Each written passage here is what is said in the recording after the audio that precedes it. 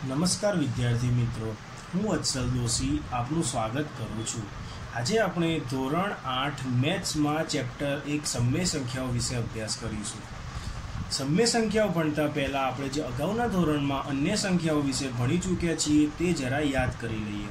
તેમાં સૌપ્રથમ છે નેચરલ નંબર્સ એટલે કે પ્રાકૃતિક સંખ્યાઓ, જેને n વડે પણ દર્શાવાય છે। પ્રાકૃતિક સંખ્યાઓ એટલે શું? તો તમામ ધન પૂર્ણાંક સંખ્યાઓ એટલે કે 1, 2, 3, 4 થી અનંત સુધીની તમામ ધન સંખ્યાઓનો સમાવેશ પ્રાકૃતિક સંખ્યામાં થાય છે। હવે પ્રાકૃતિક સંખ્યાની શોધ કેમ કરવી પડી? તો કોઈ એક સમીકરણ આપણે વિચારી લઈએ। ધારો કે x + 3 = 10 છે। હવે જો આ x ની કિંમત શોધવી હોય, x નો ઉકેલ શોધવો હોય, તો આ +3 ને બરાબરની જમણી બાજુ લઈ જઈએ તો x = 10 - 3 એટલે કે x = 7 થાય। તો 7 શું છે મિત્રો? 7 એ પ્રાકૃતિક સંખ્યા છે। કેમ પ્રાકૃતિક સંખ્યા છે? કેમ કે 7 એ ધન સંખ્યા છે, એટલે કે 7 એ પ્રાકૃતિક સંખ્યા છે। 7 ઇઝ અ નેચરલ નંબર। તો આ વાત થઈ પ્રાકૃતિક સંખ્યાઓની। એના પછી આવે છે હોલ નંબર્સ એટલે કે પૂર્ણ સંખ્યાઓ, જેને w વડે પણ દર્શાવાય છે।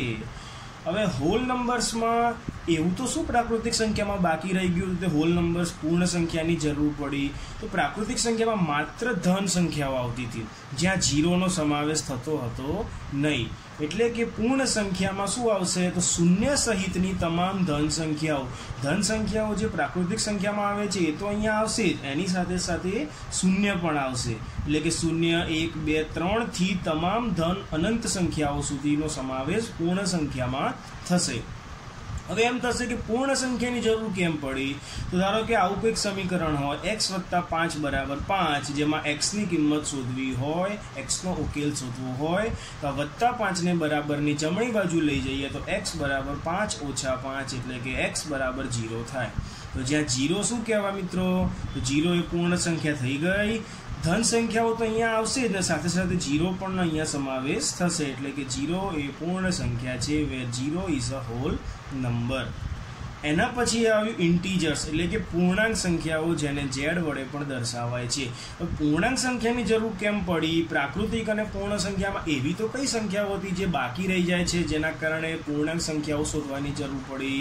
તો મિત્રો તમને ખ્યાલ આવશે કે ધન સંખ્યાઓ પ્રાકૃતિક સંખ્યામાં આવી ગઈ, 0 સહિત તમામ ધન સંખ્યાઓ પૂર્ણ સંખ્યામાં આવી ગઈ, તો ઋણ સંખ્યાઓ બાકી રહી ગઈ અહીંયા। તો એના માટે પૂર્ણાંક સંખ્યાની જરૂર પડી, જેમાં સમાવેશ થાય છે તમામ ઋણ સંખ્યાઓ, શૂન્ય અને તમામ ધન સંખ્યાઓ। એટલે કે z = -3, -2, -1, 0, 1, 2, 3 થી તમામ ધન અનંત સંખ્યાઓ અને તમામ ઋણ અનંત સંખ્યાઓનો સમાવેશ પૂર્ણાંક સંખ્યામાં થાય છે। તો પૂર્ણાંક સંખ્યાની જરૂર કેમ પડી? એવું તો કેવું સમીકરણ છે કે જેનો ઉકેલ કરવા માટે પૂર્ણાંક સંખ્યાની જરૂર પડી? તો કોઈ એક સમીકરણ વિચારી લઈએ। ધારો કે x + 7 = 3, જેમાં x નો ઉકેલ શોધવો છે, તો +7 બરાબરની જમણી બાજુ જશે તો x = 3 - 7 એટલે x = 3 માંથી 7 જાય ના જાય, તો 7 માંથી 3 જાય એટલે 4। બંનેમાંથી મોટી સંખ્યા કઈ? 7। 7 નું ચિહ્ન છે માઇનસ એટલે માઇનસ થાય। એટલું યાદ રાખવાનું કે કોઈ પણ સંખ્યાઓની બાદબાકી કરીએ તો એ બાદબાકીમાં જે મોટી સંખ્યા છે એ મોટી સંખ્યાનું જ ચિહ્ન જવાબમાં આવશે। એટલે કે 3 માંથી 7 બાદ કર્યા તો 4 થયા, અને બંનેમાંથી મોટી સંખ્યા 7, એનું ચિહ્ન માઇનસ, એટલા માટે -4 આવ્યા। -4 શું થઈ ગયું? ઋણ સંખ્યા શેમાં આવે? પૂર્ણાંક સંખ્યામાં આવે, એટલે કે -4 એ ઋણ પૂર્ણાંક સંખ્યા છે। અહીંયા એવું પણ કહેવાય પૂર્ણાંક સંખ્યાઓમાં કઈ સંખ્યા આવે? તો ઋણ પૂર્ણાંક સંખ્યાઓ, શૂન્ય અને તમામ ધન પૂર્ણાંક સંખ્યાઓ। હવે એના પછી ભણીશું આપણું જે ચેપ્ટરનો મેઇન ટોપિક છે એ સમય સંખ્યાઓ, જેને કહેવાય છે રેશનલ નંબર્સ અને જેને q વડે દર્શાવાય છે। હવે પ્રાકૃતિક, પૂર્ણ અને પૂર્ણાંક સંખ્યાઓ ભણ્યા, એમાં કઈ સંખ્યાઓ હવે બાકી રહી ગઈ કે જેના કારણે સમય સંખ્યાની જરૂર પડી? તો તમને એમ થશે કે તમામ ધન સંખ્યાઓ આવી ગઈ, તમામ ઋણ સંખ્યાઓ આવી ગઈ, શૂન્ય આવી ગયું, તો હવે કઈ સંખ્યા બાકી રહી? તો મિત્રો તમને ખ્યાલ હશે કે 2/3 હોય કે 4/3 હોય કે 5/2 હોય, આવી અપૂર્ણાંક સંખ્યાઓનો સમાવેશ હજી સુધી પ્રાકૃતિક, પૂર્ણ કે પૂર્ણાંક સંખ્યાઓમાં થયો નથી। તો એ સંખ્યાઓ ને કોઈ એક જૂથમાં મૂકવા માટે સમય સંખ્યાની શોધ થઈ। જો આપેલી સંખ્યાને p ભાગ્યા q સ્વરૂપમાં દર્શાવી શકાય તો તે સમમેય સંખ્યા છે. હવે p ભાગ્યા q સ્વરૂપ એટલે શું? તો જેમ મેં કીધું કે 2 ભાગ્યા 3, તો અંશ અને છેદવાળી કોઈક અપૂર્ણાંક સંખ્યા હોય તો તેને p ભાગ્યા q સ્વરૂપમાં કહેવાય. તો કોઈ પણ સંખ્યાને જો અપૂર્ણાંક સ્વરૂપમાં p ભાગ્યા q સ્વરૂપમાં દર્શાવી શકાય તો તે સંખ્યા સમમેય સંખ્યા છે.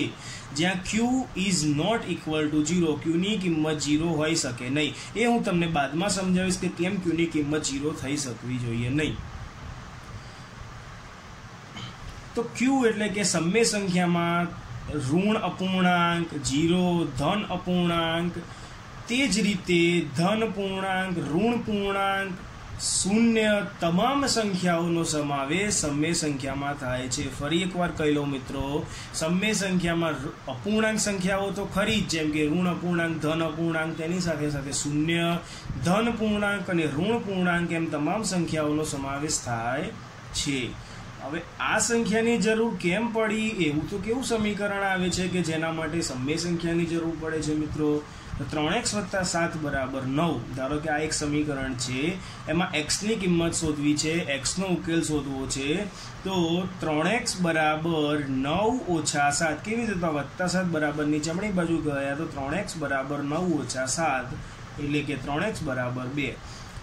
3 × x કહેવાય. તો x ની કિંમત શોધવી હોય તો ગુણાકારવાળી સંખ્યા બરાબરની જમણી બાજુ જાય તો ભાગાકારમાં આવે. જેમ સરવાળાવાળી સંખ્યા જમણી બાજુ જાય તો બાદબાકીમાં આવે, એમ ગુણાકારવાળી સંખ્યા જમણી બાજુ જાય તો ભાગાકારમાં આવે. તો x = 2/3 આવી ગયા, તો x = 2/3 થયા.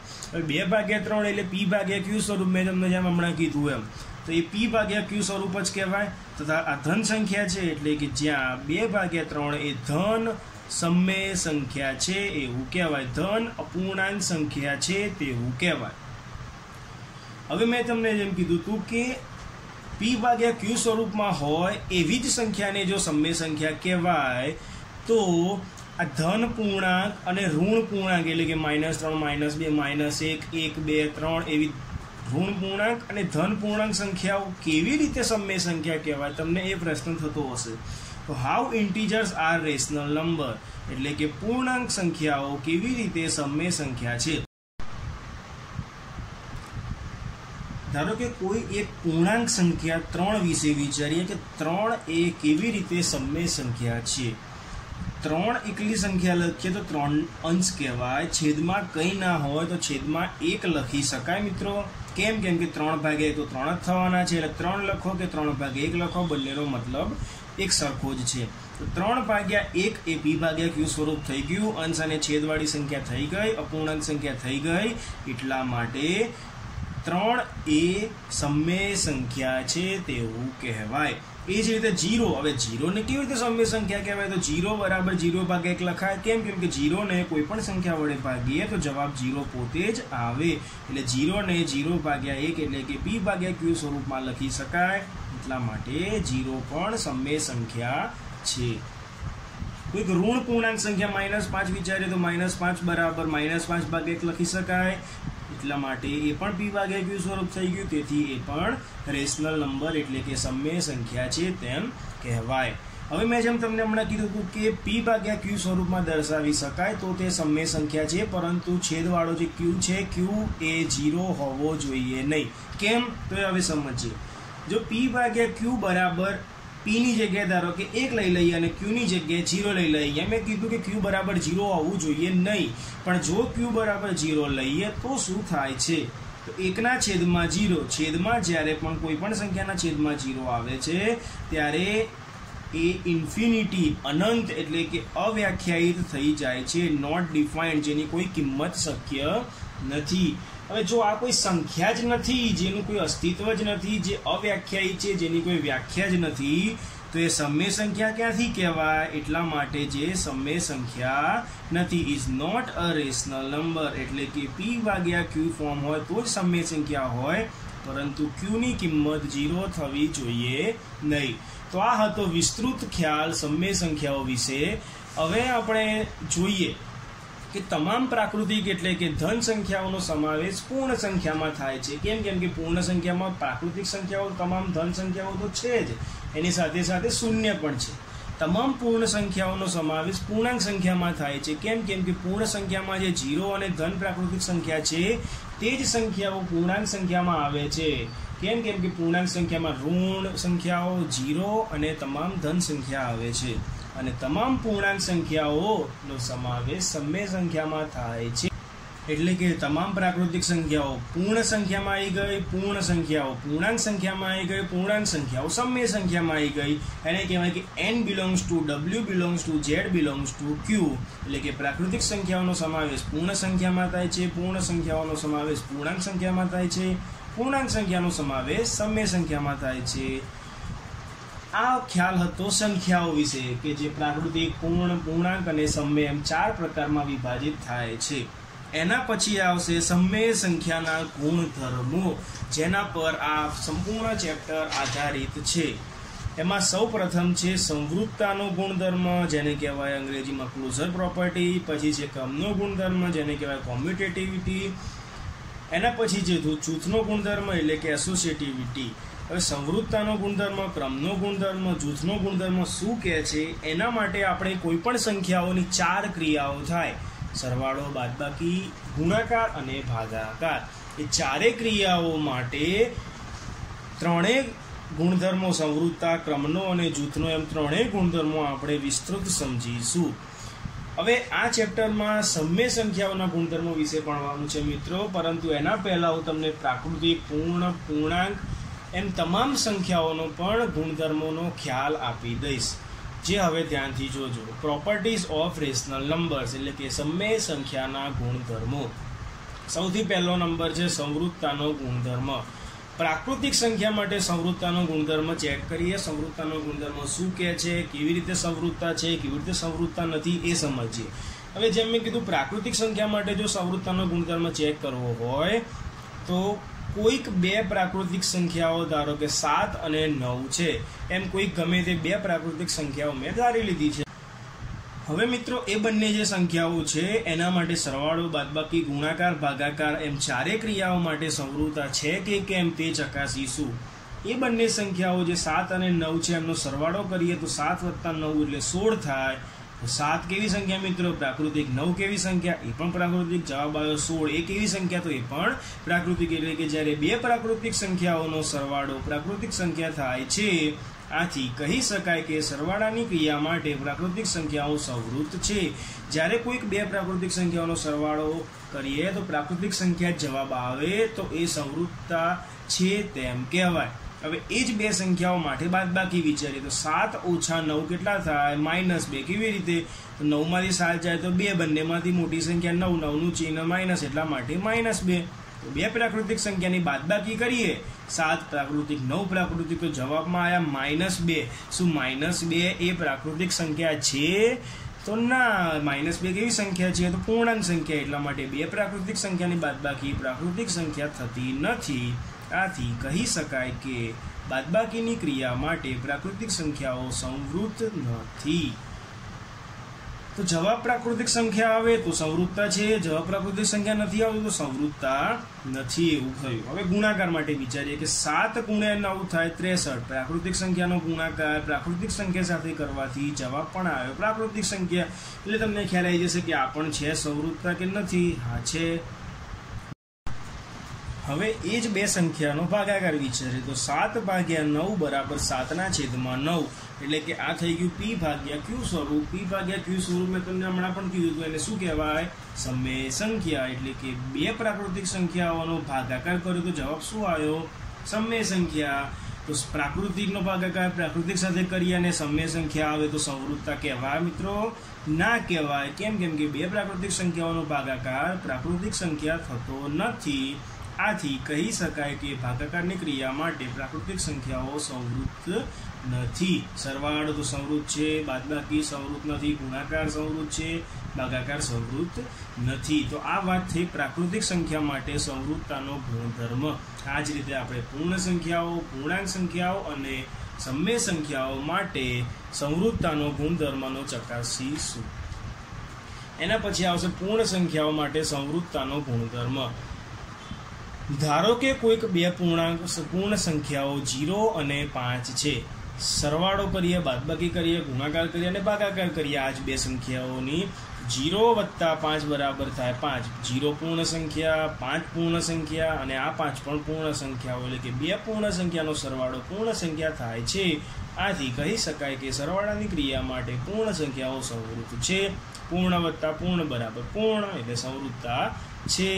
0 - 5 બરાબર થાય -5. આ પૂર્ણ છે, આ પૂર્ણ છે, પણ -5 છે પૂર્ણ ના, તો એ છે પૂર્ણાંક સંખ્યા, એટલે કે બે પૂર્ણ સંખ્યાની બાદબાકી પૂર્ણ સંખ્યા થતી નથી. આથી કહી શકાય કે બાદબાકીની ક્રિયા માટે પૂર્ણ સંખ્યાઓ સંવૃત્ત નથી. પછી આવશે મિત્રો ગુણાકાર, કે 0 × 5 બરાબર થાય 0. તો 0 પૂર્ણ સંખ્યા, 5 પણ પૂર્ણ સંખ્યા અને ફરીથી 0 પણ છે પૂર્ણ સંખ્યા, એટલે કે બે પૂર્ણ સંખ્યાનો ગુણાકાર પૂર્ણ સંખ્યા થાય છે. આથી કહી શકાય કે ગુણાકારની ક્રિયા માટે પૂર્ણ સંખ્યાઓ સંવૃત્ત છે. ભાગાકાર માટે જોઈએ, 0/5 એટલે 0/5 બરાબર થાય 0. તમને એમ થશે કે 0 પૂર્ણ સંખ્યા, 5 પૂર્ણ સંખ્યા અને જવાબમાં જે 0 આવે એ પણ પૂર્ણ સંખ્યા છે, તો આ સંવૃત્તતા થઈ ગઈ. પરંતુ હવે ભાગાકાર બીજી રીતે વિચારીએ, 0/5 ની જગ્યાએ 5/0 વિચારીએ. સંખ્યાઓ તો એ જ બે છે મિત્રો, પણ એનો ખાલી આક્રમ ઊંધો અવળો કર્યો છે. તો 5/0 કરીએ તો શું થાય? છેદમાં 0 આવ્યું તો શું કહેવાય મિત્રો? અવ્યાખ્યાયિત, નોટ ડિફાઇન્ડ, જેની કોઈ વ્યાખ્યા જ નથી, જે સંખ્યા શક્ય જ નથી. તો બે પૂર્ણ સંખ્યાઓનો ભાગાકાર પૂર્ણ સંખ્યા થતો નથી. એમ થશે કે અહીંયા થાય છે, અહીંયા થતો નથી. તો કેમ આપણે થતો નથી જ નક્કી કર્યું? કેમ કે કોઈ પણ ગુણધર્મ હોય એ કોઈ પણ સંખ્યા માટે કોઈ પણ રીતે લાગુ પડતો હોવો જોઈએ, ત્યારે જ એને ગુણધર્મ કહી શકાય. એટલે જો 0/5 પૂર્ણ સંખ્યાનો ભાગાકાર પૂર્ણ સંખ્યા આવે, તો 5/0 કરીને પણ જો પૂર્ણ સંખ્યા આવે તો જ એ સંવૃત્તતા છે તેમ કહેવાય. પરંતુ અહીંયા છે ને અહીંયા નથી, એટલે કે એ ગુણધર્મ નથી. એટલે કે ભાગાકારની ક્રિયા માટે પૂર્ણ સંખ્યાઓ સંવૃત્ત નથી. ફરી એકવાર કહી લો કે ગુણધર્મ કોઈ પણ હોય એ દરેક સંખ્યાઓ માટે કોઈ પણ રીતે લાગુ પડતો હોવો જોઈએ. અહીંયા 0/5 લાગુ પડે છે, પરંતુ 5/0 લાગુ પડતો નથી. અહીંયા છે ને અહીંયા નથી, તો નથી એવું સમજવાનું. જો બંને છે હોય તો જ છે થાય, એટલે કે 0 × 5 0 થાય અને 5 × 0 પણ 0 જ થાય. તો એ સંવૃત્તતા છે, કેમ કે અહીંયા પણ છે ને ત્યાં પણ છે. એટલા માટે અહીંયા 0/5 0 છે, પરંતુ 5/0 0 આવતા નથી, એટલે કે પૂર્ણ સંખ્યા આવતા નથી. તેથી સંવૃત્તતા નથી. હવે એના પછી આવશે પૂર્ણાંક સંખ્યાઓ માટે સંવૃત્તતાનો ગુણધર્મ. ધારો કે કોઈક બે પૂર્ણાંક સંખ્યાઓ -3 અને 2 છે, એમ બે સંખ્યાઓ મેં ધારી લીધી. એના માટે સરવાળો, બાદબાકી, ગુણાકાર અને ભાગાકાર ચકાસીએ. -3 + 2 શું થાય મિત્રો? તો માઇનસ પ્લસ માઇનસ, એટલે 3 માંથી 2 જાય તો 1. બંનેમાંથી મોટી સંખ્યા છે 3, જેનું ચિહ્ન માઇનસ, એટલા માટે -1. તો આ છે પૂર્ણાંક -3, 2 પણ છે પૂર્ણાંક અને જવાબમાં -1 જે પોતે પણ છે પૂર્ણાંક સંખ્યા. એટલે કે બે પૂર્ણાંક સંખ્યાનો જો સરવાળો કર્યો તો જવાબમાં પણ આવી ગયો પૂર્ણાંક સંખ્યા, તો સંવૃત્તતા છે. એટલે કે બે પૂર્ણાંક સંખ્યાનો સરવાળો પૂર્ણાંક સંખ્યા થાય છે. આથી કહી શકાય કે સરવાળાની ક્રિયા માટે પૂર્ણાંક સંખ્યાઓ સંવૃત્ત છે. જેમ આપણે આગળ પ્રાકૃતિક અને પૂર્ણમાં ભણી ગયા એવું જ છે પૂર્ણાંક અને સમયમાં પણ આવશે આગળ. બાદબાકી -3 -2 માઇનસ માઇનસ પ્લસ 3 + 2 એટલે 5. બંનેમાંથી મોટી સંખ્યા 3 નું ચિહ્ન માઇનસ, એટલા માટે -5. તો બે પૂર્ણાંક સંખ્યાની બાદબાકી પૂર્ણાંક સંખ્યા થાય છે. તો હા, આ પૂર્ણાંક સંખ્યા, આ પણ પૂર્ણાંક સંખ્યા અને જવાબમાં પૂર્ણાંક સંખ્યા આવી ગયા. આથી કહી શકાય કે બાદબાકીની ક્રિયા માટે પૂર્ણાંક સંખ્યાઓ સંવૃત્ત છે. ગુણાકાર, એ જ બે સંખ્યાનો ગુણાકાર કરીએ. -3 × 2 તો થશે -6. પૂર્ણાંક ગુણ્યા પૂર્ણાંક બરાબર પૂર્ણાંક. તેથી કહી શકાય કે બે પૂર્ણાંક સંખ્યાનો ગુણાકાર પૂર્ણાંક સંખ્યા થાય છે. માટે ગુણાકારની ક્રિયા માટે પૂર્ણાંક સંખ્યાઓ સંવૃત્ત છે. ભાગાકાર જોઈએ તો -3/2 બરાબર -3/2 પૂર્ણાંક. પૂર્ણાંક પણ શું આ પૂર્ણાંક છે? આ તો થઈ ગયો p/q સ્વરૂપ, જેને કહેવાય સમય સંખ્યા. તેથી બે પૂર્ણાંક સંખ્યાઓનો ભાગાકાર પૂર્ણાંક સંખ્યા થતો નથી. આથી કહી શકાય કે ભાગાકારની ક્રિયા માટે પૂર્ણાંક સંખ્યાઓ સંવૃત્ત નથી, સરવાળા માટે તો સંવૃત છે, બાદબાકી માટે તો સંવૃત છે, ગુણાકાર માટે સંવૃત છે, પરંતુ ભાગાકાર માટે સંવૃત નથી. હવે એના પછી આપણે ભણીશું સમય સંખ્યાઓ માટે સંવૃતતાનો ગુણધર્મ, closure property for rational numbers. ધારો કે બે સમય સંખ્યાઓ 3/5 અને 6/5 એવી બે સમય સંખ્યાઓ p/q સ્વરૂપવાળી આપણે ધારી લઈએ. એ જ સંખ્યાઓનો સરવાળો કરીએ. 3/5 વત્તા 6/5 બે સમય સંખ્યાનો સરવાળો, બંનેના છેદ સરખા, તો બંને સંખ્યાઓનો લસા થશે 5. તો આખાના છેદમાં 5, અંશનો સરવાળો 3 વત્તા 6 જેનો બરાબર થાય 9/5. એટલે કે બે સમય સંખ્યાનો સરવાળો સમય સંખ્યા થાય છે. આથી કહી શકાય કે સરવાળાની ક્રિયા માટે સમય સંખ્યાઓ સંવૃત છે. કેમ કે p/q સ્વરૂપ વત્તા p/q સ્વરૂપના જવાબમાં પણ આવી ગયું p/q સ્વરૂપ, એટલે કે સંવૃતતા છે. બાદબાકી 3/5 માઇનસ 6/5, બે સમય સંખ્યાની બાદબાકી કરીએ તો શું થાય છે? છેદ સરખો તો આખાના છેદમાં 5, અંશમાં 3 માઇનસ 6/5, 3 માંથી 6 જાય તો 3, બંનેમાંથી મોટી સંખ્યા 6 નું ચિહ્ન માઇનસ, એટલા માટે જવાબમાં પણ આવશે -3/5. આ સમય સંખ્યા p/q, આ સમય સંખ્યા p/q, જવાબમાં પણ આ સમય સંખ્યા જે છે p/q સ્વરૂપમાં. આથી કહી શકાય કે બે સમય સંખ્યાની બાદબાકી સમય સંખ્યા થાય છે. માટે બાદબાકીની ક્રિયા માટે સમય સંખ્યાઓ સંવૃત છે. હવે આવશે ગુણાકાર મિત્રો. 3/5 ગુણ્યા 6/5, 3 ગુણ્યા 6 એટલે 18, છેદમાં 5 ગુણ્યા 5 એટલે 25. સમય સંખ્યા ગુણ્યા સમય સંખ્યા બરાબર સમય સંખ્યા, એટલે કે બે સમય સંખ્યાનો ગુણાકાર સમય સંખ્યા થાય છે. આથી કહી શકાય કે ગુણાકારની ક્રિયા માટે સમય સંખ્યાઓ સંવૃત છે. હવે ભાગાકાર જોઈએ તો 3/5 ભાગ્યા 6/5, 3/5 છેદમાં 6/5. હવે અંશનો છેદ જશે છેદમાં અને છેદનો છેદ જશે અંશમાં. જે તમે અગાઉના ધોરણોમાં શીખી ગયા હશો કે અંશનો છેદ છેદમાં જાય, છેદનો છેદ અંશમાં જાય. અંશમાં 3 તો હતા જ, છેદમાંથી 5 ઉપર આવ્યા તો 3 ગુણ્યા 5, અંશમાંથી 5 નીચે ગયા તો 6 ગુણ્યા 5. હવે જો આ 5 અને આ 5 કેન્સલ થઈ જાય, કટ થઈ જાય તો શું વધશે? 3 છેદમાં 6. હવે એમ થશે કે આ ભાગા આ સમય સંખ્યા છે, આ પણ સમય સંખ્યા છે, જવાબમાં પણ 3 છેદમાં 6 એટલે કે સમય સંખ્યા આવી, તો આ તો સંવૃતતા થઈ ગઈ. પરંતુ મેં તમને અગાઉ પણ કીધું હતું કે ગુણધર્મ કોઈ પણ સંખ્યા માટે કોઈ પણ રીતે લાગુ પડે તો જ એને ગુણધર્મ છે તેવું કહેવાય. હવે બીજી કોઈક સંખ્યા માટે વિચારે, ધારો કે કોઈક સંખ્યા 1/3 સમય અને બીજી સંખ્યા 0 માટે વિચારે, તો 1/3 ભાગ્યા 0 કરીએ તો છેદમાં 0 આવે એટલે ફરીથી શું થઈ ગયું? અવ્યાખ્યાયિત, નોટ ડિફાઇન્ડ. તો શું અહીંયા ગુણધર્મ છે? હા છે. શું અહીંયા ગુણધર્મ છે? નથી. તો અહીંયા હોય, અહીંયા ના હોય તો સંવૃતતા નથી. ગુણધર્મ હોય તો બધી જ રીતે લાગુ પડતો હોવો જોઈએ. બે સમય સંખ્યાનો ભાગાકાર સમય સંખ્યા થતો નથી. આથી કહી શકાય કે ભાગાકારની ક્રિયા માટે સમય સંખ્યાઓ સંવૃત નથી. સરવાળા માટે તો સંવૃત છે, બાદબાકી માટે તો સંવૃત છે, ગુણાકાર માટે તો સંવૃત છે, પરંતુ ભાગાકાર માટે સંવૃત નથી. તો આ થઈ ગયો સંવૃતતાનો ગુણધર્મ. ચારે પ્રકારની સંખ્યાઓ પ્રાકૃતિક, પૂર્ણ, પૂર્ણાંક અને સમય સંખ્યાઓ માટે. એક સારાંશ બનાવ્યો છે સંવૃતતાના ગુણધર્મનો કે પ્રાકૃતિક, પૂર્ણ, પૂર્ણાંક અને સમય સંખ્યાઓ કઈ ક્રિયા માટે સંવૃત છે અને કઈ ક્રિયાઓ માટે સંવૃત નથી. ધારો કે સરવાળા માટે પ્રાકૃતિક સંખ્યાઓ તો હા સંવૃત છે, બાદબાકી માટે પ્રાકૃતિક સંખ્યાઓ તો સંવૃત નથી, ગુણાકાર માટે પ્રાકૃતિક સંખ્યાઓ સંવૃત છે, ભાગાકાર માટે પ્રાકૃતિક સંખ્યાઓ સંવૃત નથી. એ જ રીતે પૂર્ણ સંખ્યાઓ માટે, એ જ રીતે પૂર્ણાંક સંખ્યાઓ માટે, એ જ રીતે સમય સંખ્યાઓ માટે સંવૃત છે કે કેમ તે તમે આ કોષ્ટક પરથી ખ્યાલ આવી શકે છે. હવે આગળના લેક્ચરમાં આપણે ક્રમનો ગુણધર્મ અને જૂથના ગુણધર્મ વિશે ચર્ચા કરીશું. આશા રાખું છું કે આજના લેક્ચરમાં તમને બધાને ખ્યાલ આવી ગયો હશે. Thank you.